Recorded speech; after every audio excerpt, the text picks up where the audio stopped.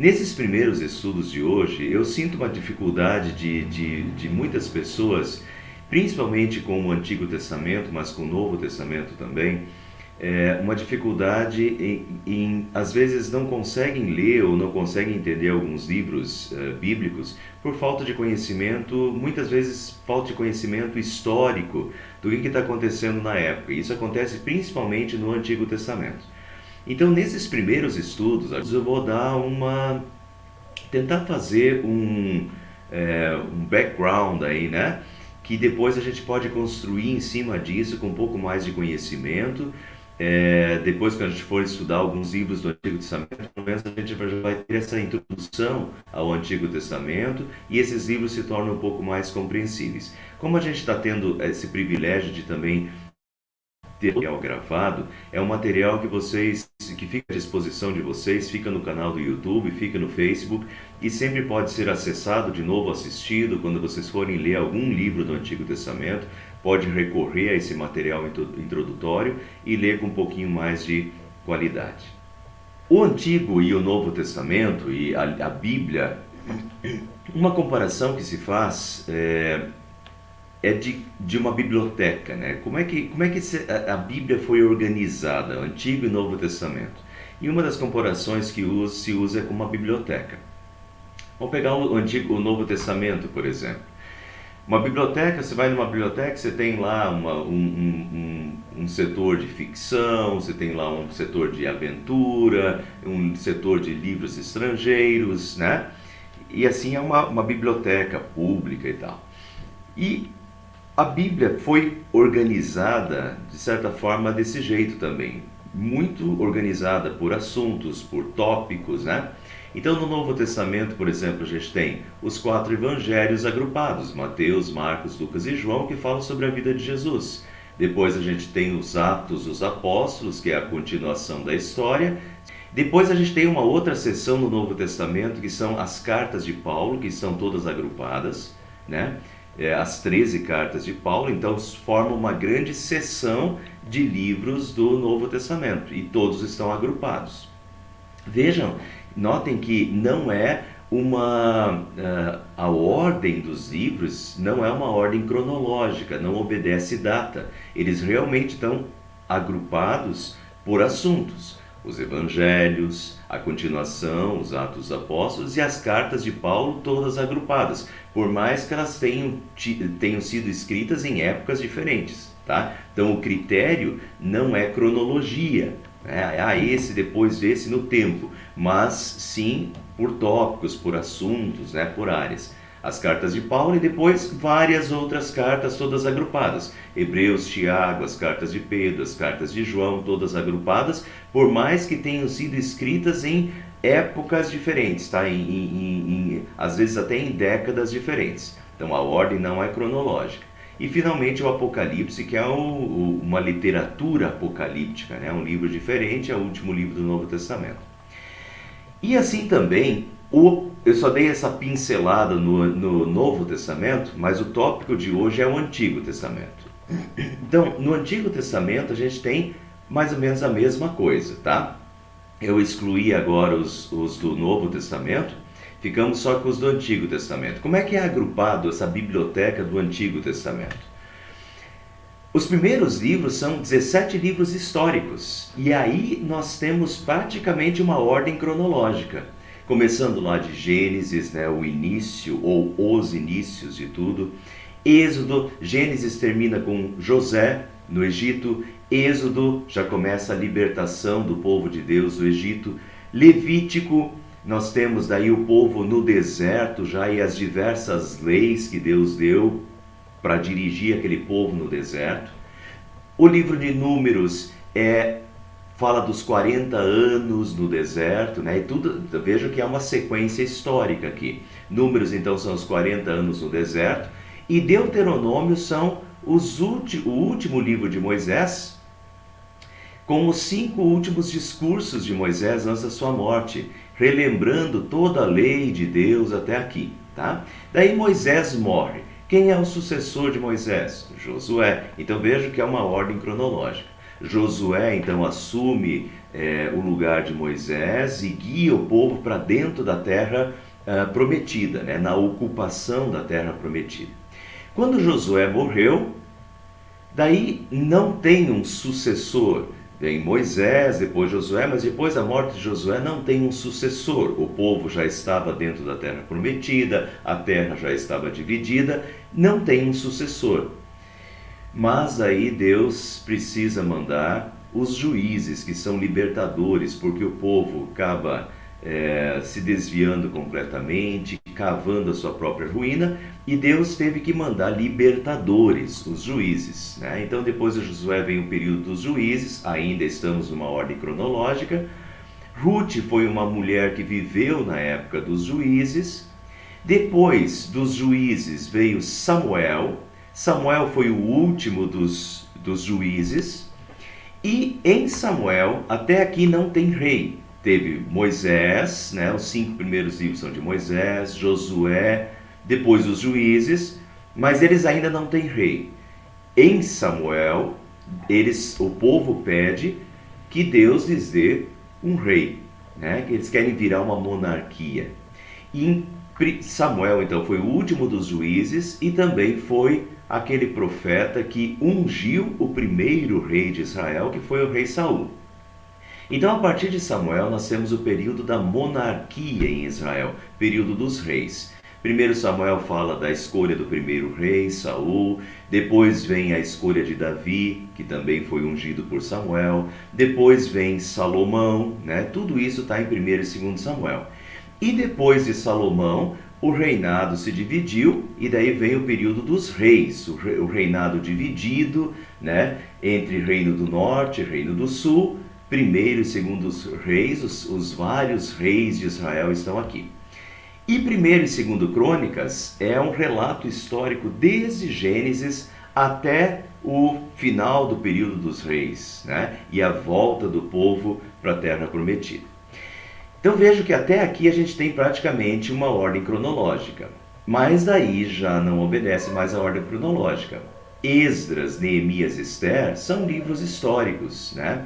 Da volta, daí eles foram para o cativeiro babilônico, ficaram 70 anos no cativeiro, e quando eles voltam, eles precisavam reconstruir o templo, reconstruir os muros, né? Reconstruir a vida em Jerusalém. E assim foi, esse é o período de Esdras, o período de Neemias, que vai reconstruir os muros, e de Ester também. São livros históricos, então são 17 livros históricos, os 5 livros de Moisés e mais 12 outros escritos. A próxima seção da biblioteca são os livros poéticos, Jó, Salmos, Provérbios, Eclesiastes e Cantares. Livros poéticos, então vejam aqui a diferença de Samuel. Samuel a gente tem, é uma narrativa, vem até as margens, né? A narrativa. Já se você pega os livros poéticos, você vai ver que não tem margem. Provérbios, por exemplo, não obedece à margem. Por quê? Porque é poesia, é uma poesia hebraica. E assim vai, Jó, Salmos, Provérbios, Eclesiastes, tudo não tem margem, porque é poesia. Esses são livros poéticos, chamados de poéticos ou sapienciais, de sabedoria. Provérbios é um livro sapiencial, Eclesiastes, né? São livros de sabedoria também. Jó, Salmos, Provérbios, Eclesiastes e Cantares são os poéticos. E por fim, vem a seção dos profetas, 17 profetas. 5 profetas maiores e 5 profetas menores. Os profetas maiores são Isaías, Jeremias, Lamentações de Jeremias, Ezequiel e Daniel. São chamados de maiores simplesmente porque são grandes. Isaías tem 66 capítulos, Ezequiel tem 37 capítulos, eles são grandes. E os profetas menores não são menores em importância, são menores simplesmente porque são pequenos mesmo. Então, Oséias, Joel, Amós, Obadias tem 1 capítulo só, Malaquias tem 3 capítulos. Então são os profetas menores porque são profetas pequenos, são escritos pequenos, né? Então a última sessão, vejam a biblioteca então, né? Na biblioteca são 17 livros históricos, 5 de Moisés e 12 outros escritos, os livros poéticos, os sapienciais, e outra seção de 17 livros proféticos. Essa é uma das formas de organização. Até interessante, né, que ficou 5 e 12, 17, e depois 5 e vem de novo os profetas com 5 e 12. Tá? Não tem, eu acho que não tem nenhum significado especial nisso, mas é interessante. Então nós temos aí 17 com mais 17, 34, e mais 5 dos sapienciais, 39 livros do Antigo Testamento. Então vejam que de fato parece uma biblioteca, a organização foi essa, tá?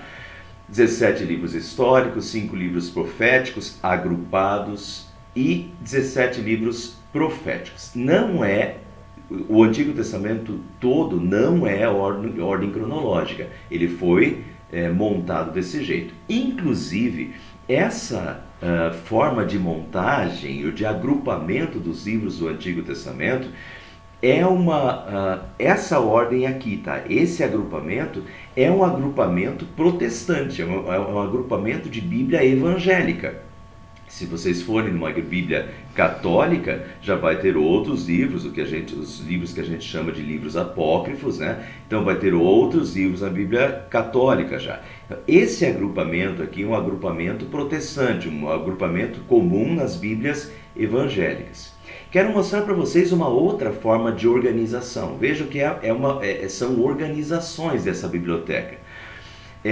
Vejam outra forma de organização. Como é que os judeus organizavam o Antigo Testamento? E notem que os judeus eram o povo do Antigo Testamento. Então, para os judeus, isso aqui é uma Bíblia bilíngue, hebraica e inglesa, né? Da língua hebraica e inglesa. Como é que é chamado Tanakh, ou em alguns outros lugares é chamado de Tenakh, mas normalmente é assim que se escreve. Então, para os judeus, eles chamam o Antigo Testamento de Tanakh. Por que Tanakh? Tanakh é, de certa forma, um acróstico. O TA é Torá. Torá, a lei de Deus, os primeiros 5 livros de Moisés. O NA em hebraico faz sentido, em português nem tanto, né? Mas vem de Neviim, que significam os profetas. E o KH é o Ketuvim, que são os escritos. Portanto, nas Bíblias hebraicas, e isso até na época de Jesus, o Antigo Testamento tinha 3 partes principais: a Torá, os Neviim, que são os profetas, e os Ketuvim, que são os escritos. Notem que, frequentemente, quando Jesus falava sobre o Antigo Testamento, Jesus falava da lei e dos profetas.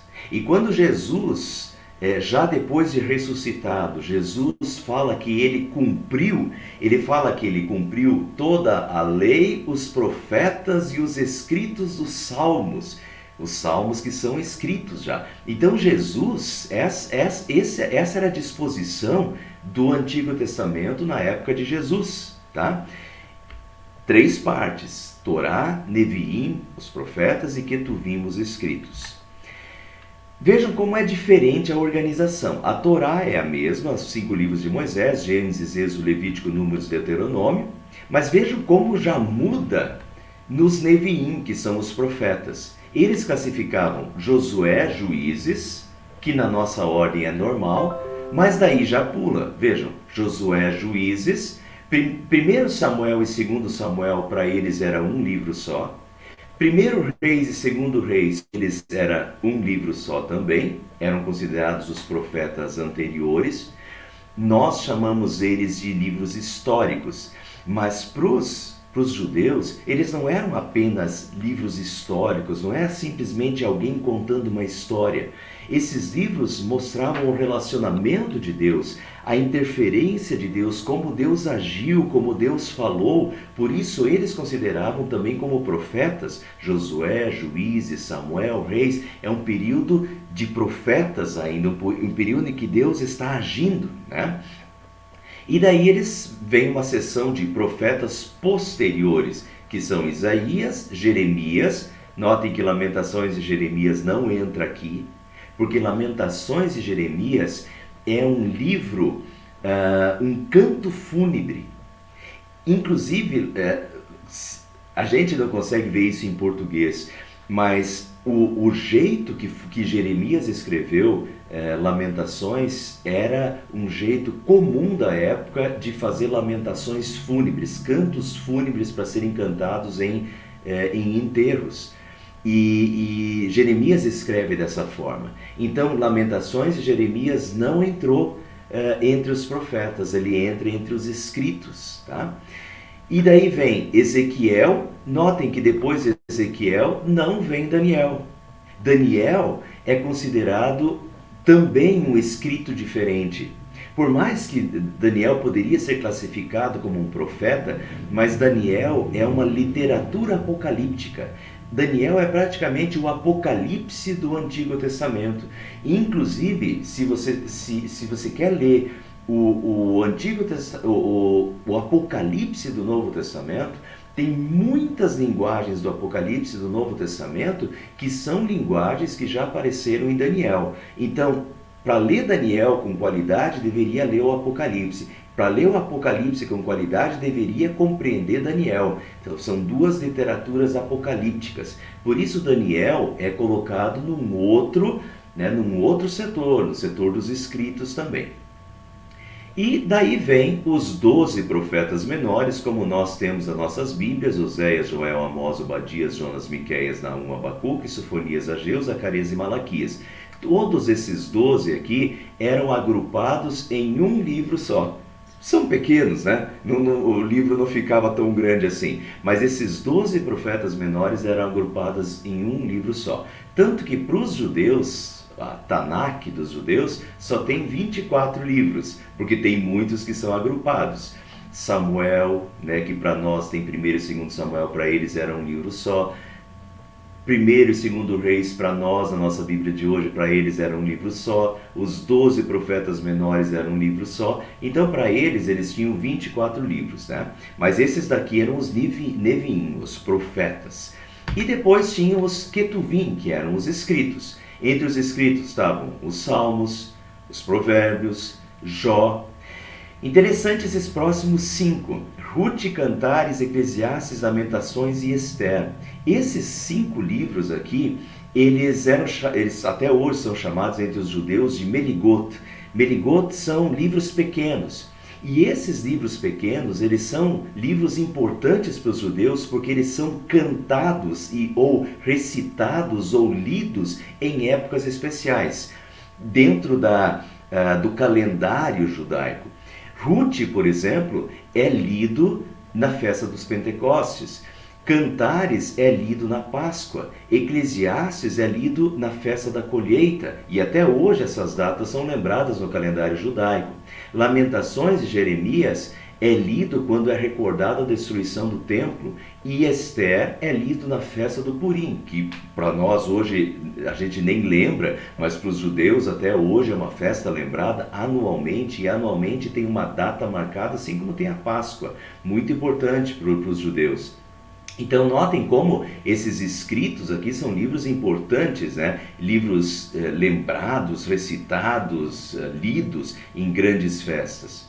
E finalmente vem então os históricos posteriores, onde entra Daniel, Esdras, Neemias e Crônicas. De certa forma faz sentido também, porque Daniel, Esdras e Neemias, todos eles, Daniel, ele estava...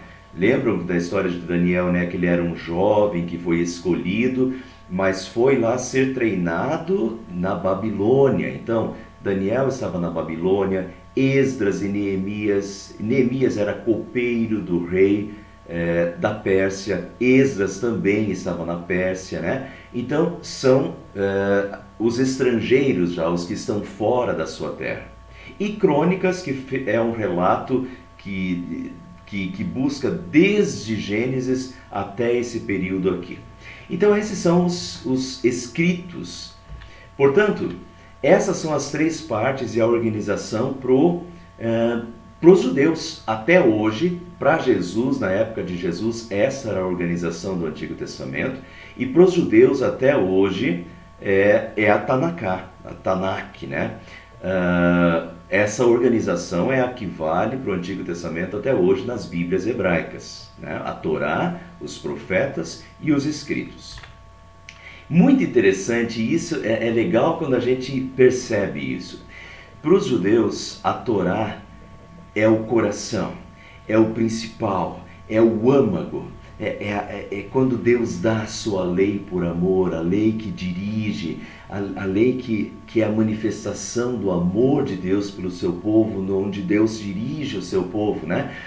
Então a lei é o coração, é o âmago da religiosidade. Os profetas chamavam a atenção para a lei.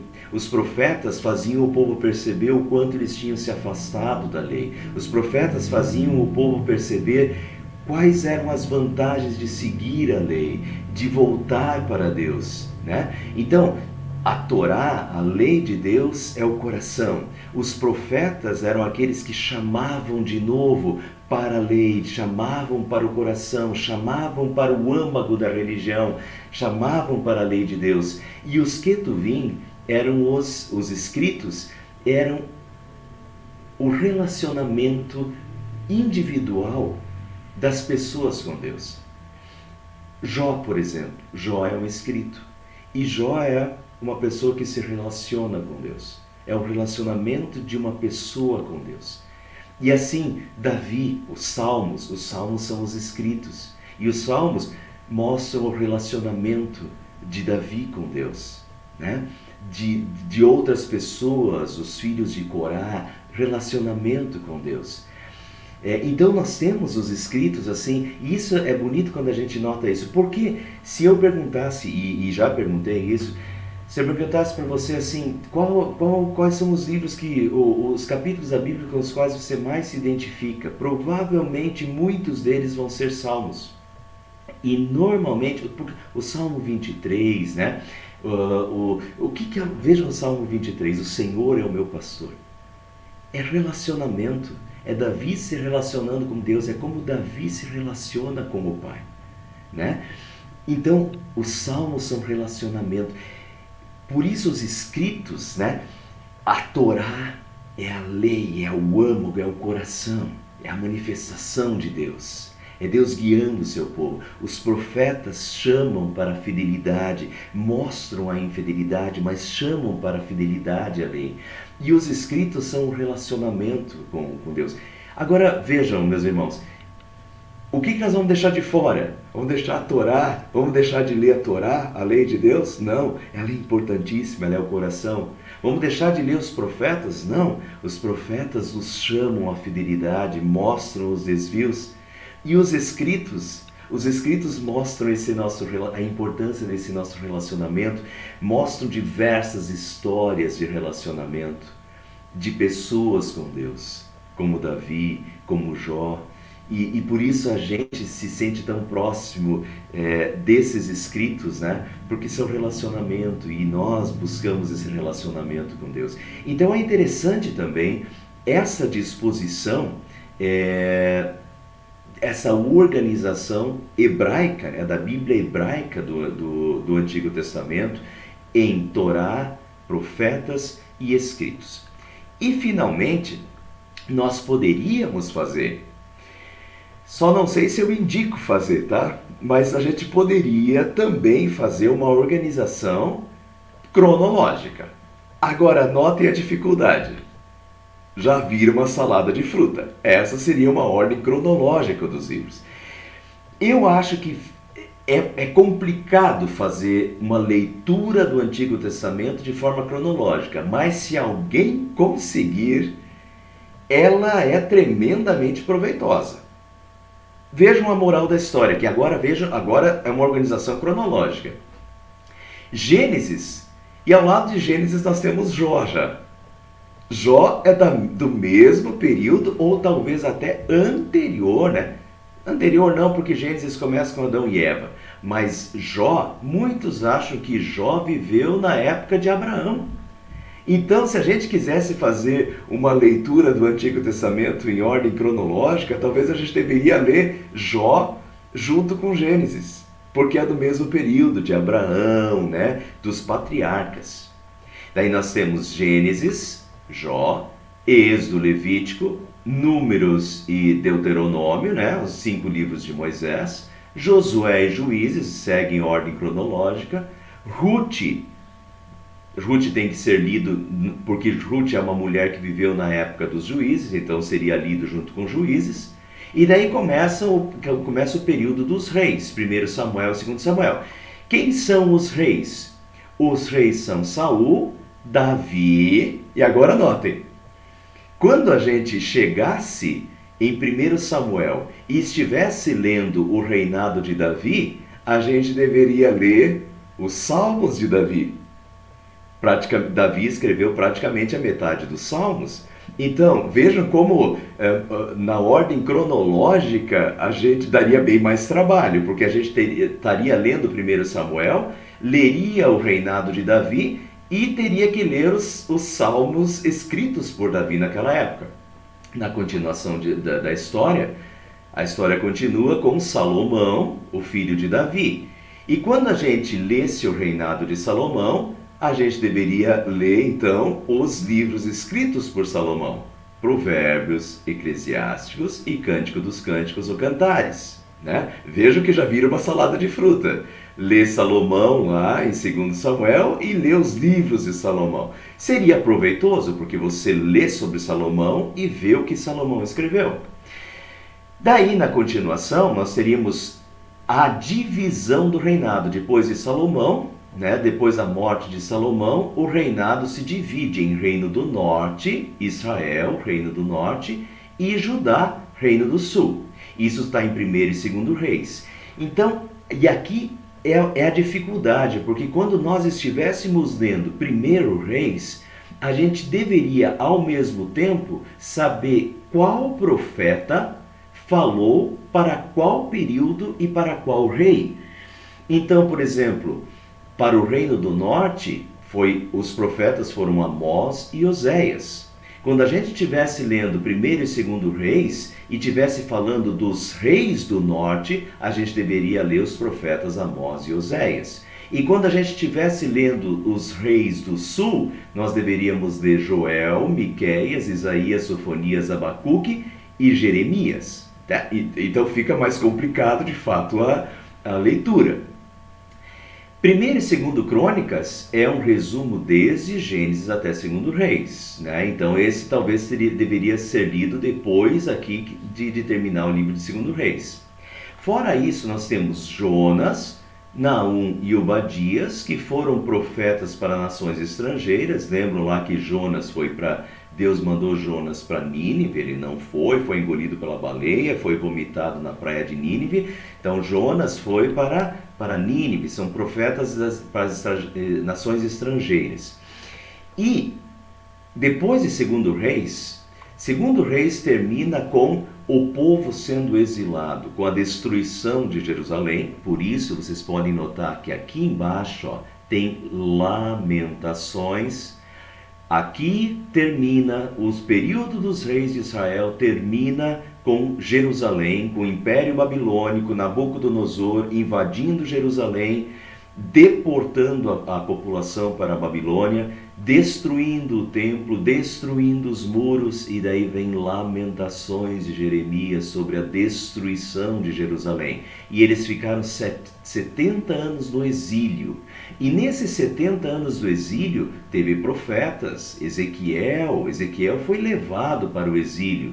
Daniel é desse período também, de Nabucodonosor, né? Lembram o relacionamento de Daniel com Nabucodonosor? Foi bem esse período dos 70 anos de exílio. Então, nesse período, depois de 2 Reis, deveria ser lido Daniel e Ezequiel. Depois vem Esdras, o período do Império Persa. Esdras pede autorização para a reconstrução de Jerusalém e os judeus recebem autorização para voltar a Jerusalém e reconstruir o templo, né? Esse é o período de Esdras, de Neemias. E nesse período de Esdras e Neemias, estão os profetas Ageu, Zacarias e Malaquias também. Então, ao mesmo tempo que a gente lesse Esdras e Neemias, deveríamos ler Ageu, Zacarias e Malaquias. Agora notem a dificuldade. Esdras e Neemias na nossa Bíblia estão lá antes dos livros poéticos. Mas quando a gente lê primeiro que a gente deveria ler eles no final, junto com Ageu, Zacarias e Malaquias, né? Então, numa ordem cronológica, a ordem cronológica traria muitas dificuldades, né? Mas se uma hora vocês já fizeram as leituras bíblicas de vocês e já seguiram a ordem normal, uma hora dessa, eu acho que vocês poderiam encarar uma leitura desse jeito. Seria muito proveitosa ler dentro do período. Porque vejam, aqui que está a dificuldade das pessoas não conseguirem entender muitas vezes o Antigo Testamento. E muitas vezes as pessoas, já vi pessoas lendo pipocado. Ah, agora eu vou ler Ruth. Ah, depois de Ruth eu vou ler Esdras. Depois de Esdras eu vou ler Esther, por exemplo. Olha, os períodos são completamente diferentes. Ruth viveu no período dos juízes. Se depois de Ruth você for ler Esther, você vai ter um pulo de 700 anos e Esther já está no meio do Império Persa, numa situação histórica completamente específica e diferente. Então, não tem como ler Ruth e Esther. Talvez não vai entender nada do que está lendo. E se depois você for ler ainda, For ler Oséias, por exemplo. Oséias profetizou para o Reino do Norte. De novo, é uma situação específica. Tem 200 anos separando, uma situação muito específica de infidelidade a Deus do povo. Tem que entender o que estava acontecendo na época com o rei, o desvio do povo. Então, é complicado. Essa é a dificuldade de ler o Antigo Testamento sem ter um contexto histórico, sem entender o contexto histórico de cada livro do Antigo Testamento. Isso dificulta enormemente, tá? Não dá para ler um depois do outro e entender. Então seria interessante, e uma dica que eu dou desde já, e hoje estão muito comuns, é de ter uma Bíblia de estudo. As Bíblias de estudo, você vai pagar um pouco mais caro por hoje. Hoje já nem sei quanto custa uma Bíblia de estudo, já faz tempo que eu não procuro, mas as Bíblias de estudo têm essa característica, de começar sempre com uma introdução sobre o livro da Bíblia. Aqui diz, por exemplo, o profeta, a época do profeta, o conteúdo do livro. Então, quando você lê isso daqui, qual era a época? Qual era o conteúdo do livro? Para quem o profeta estava se dirigindo? Aí você consegue ler com um pouco mais de qualidade, porque você, então é isso que está acontecendo, agora eu vou ler. Agora, sem uma Bíblia assim e sem conhecimento histórico, fica complicado. Então, esse é o propósito. Por isso que eu estou fazendo esses estudos introdutórios ao Antigo Testamento, primeiro para tentar dar para vocês um pouco desse conhecimento, desse background, né, dos livros do Antigo Testamento. Mas mesmo assim, recomendo que com o passar do tempo vocês comprem uma Bíblia de estudo e sempre que forem ler um livro bíblico, comecem lendo a introdução, comecem vendo qual é a época, para quem ele está falando, né? Qual é o conteúdo desse livro, e daí você vai ler com mais proveito. Muita gente já parou de ler o Antigo Testamento por falta de conhecimento, tá? Mas olha, a gente que ama a palavra de Deus, a lei, né, de Deus, a Torá que está no nosso coração, paguem, economizem, paguem R$150 uma Bíblia de estudo, porque ela se paga, porque você começa a ler com uma compreensão muito maior, começa a entender a palavra de Deus melhor, tá? A próxima estudo a gente continua, vamos ver um pouquinho mais, tá? Um pouquinho mais sobre os períodos históricos, para entender um pouquinho melhor esse conteúdo do Antigo Testamento como um todo.